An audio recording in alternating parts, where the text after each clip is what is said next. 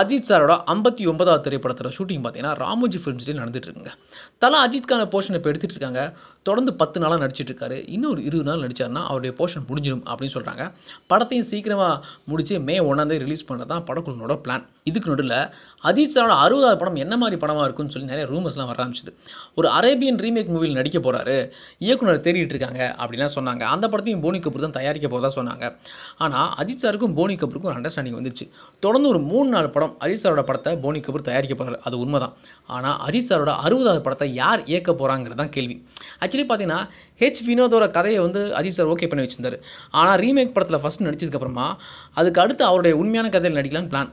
ஆனால் அதுக்கு முன்னாடி வினோதோட இயக்கத்தில் நடிக்கிறதுக்கு முன்னாடியே பார்த்தீங்கன்னா சிறுத்தை சிவா இயக்கத்தில் அஜித் சார் ஒரு படத்தில் நடிக்க போகிறாரு. ஆமாங்க, சிறுத்தை சிவா அஜித் சார் வச்சு நிறையா படம் ஹிட் கொடுத்துருக்காரு. அதுலேயும் பார்த்தீங்கன்னா கடைசியில் ரிலீஸ் ஆன விஸ்வாசம் திரைப்படம் பெரிய லெவலில் ஹிட் ஆச்சு.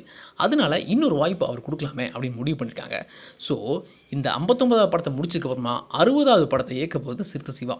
அந்த படத்தை முடிச்சதுக்கப்புறமா மறுபடியும் வினோத் இயக்கத்தில் அஜித் சார் நடிக்க போகிறாரு. இதில் ஹைலைட்டான விஷயம் என்னென்னா இந்த 3 படங்களையுமே தயாரிக்க போகிறது போனி கபூர் தான்.